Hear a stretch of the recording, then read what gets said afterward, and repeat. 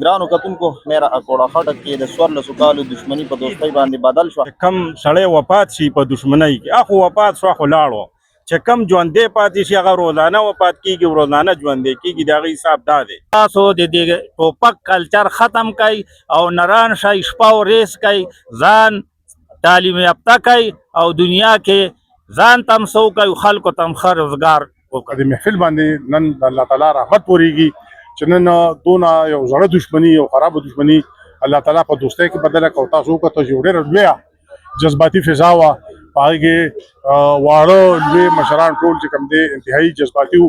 همیش لا په ډیران باندې جنگ شوی دی او مثال د چارټونه پکې بیللی شوي دي.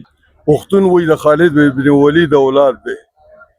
خالد ابن ولید خو چېرته په ځمکه باندې د خپل ذاتي جایداد دپاره څه داسې عمل نه و کړی. خو زما د په رب قسم وي که ابوجهل هم راپاڅېده، کفار مکه هم راپاڅېده نن نه 1500 کاله وړاندې، نو هغوی به هم ژوندی لوڼه خښولې او مونږ یې اقتصادي لحاظ سره په 14مه صدۍ کې بهترین مسلمانان ژوندي خښو.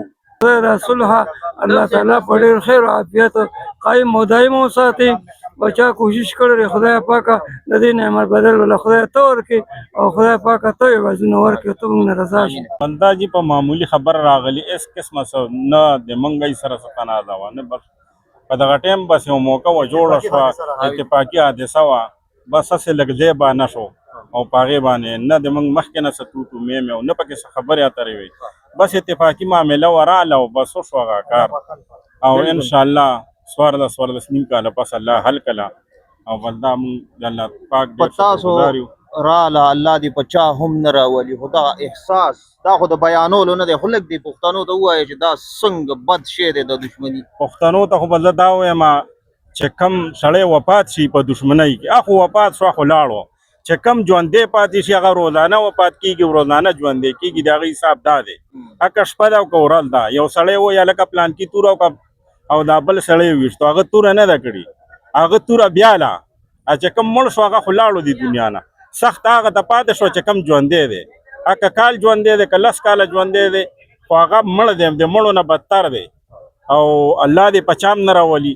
الله دې ټولو مسلمانانو ته خیر کړي او مطلب دا دی چې موږ اوس هم په دې هر څه چې څه شي په هغې ستومان یو. خدای انشاءالله موږ ته هغه ورځ خدای نه نښوله او بس موږ ډېر شکرګزار یو. بار بار درته مبارکي وایو، دومره یو عظیم لعنت نه الله خلاص کړی، که نه چې دا د ویلو نه دی، خو تاسو دې بیا مبارک شي. بار بار الله مو عزت نوي نسل ته ها مهرباني. څه پیغام لري نوي کول ته؟ نن سبا خو پښتون د دغه تورې شپېلۍ ډېر سخت شو. نوي کول ته دا وایم دا نن چې کوم بېعزتي مطلب ټوپک ته باچا صاحب ورکړه، نو دا د دې نه عبرت والي چې دې کې عزت نشته، دې کې بېعزتي ده.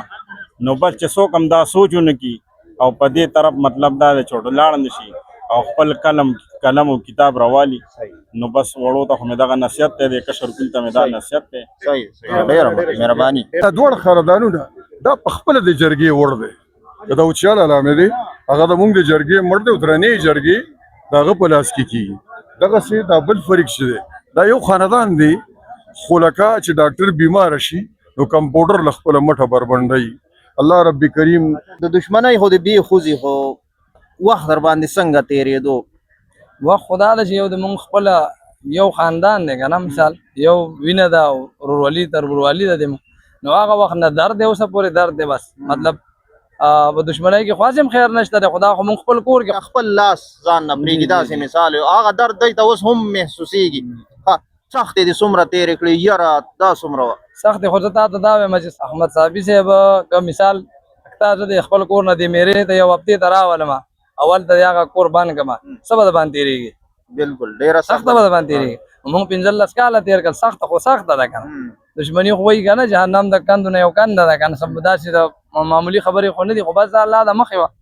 او زمونږ کلي علاقه ټول چې دی نو مطلب دا ډېر ښه خلک دی، تر نن ورځې پورې پکې داسې چا مطلب غیر اخلاقي یا غیر ذمهدارانه داسې چا ګوتې ونه والې. بس الله فضل وکړو ټولو مشرانو، موږ ډېره شکریا ادا کوو، خاص کر د خپل محلې د خپل د موږ ډېر خدمت کړی دی، دواړه طرفیانو خدمت کړی دی. دا نه خو لکه مطلب دا خدمت دا چې مثال لی هغه هم خاطره کو د مونږ هم خاطره کو معامله خدای پاک دې ته راوسته جال شو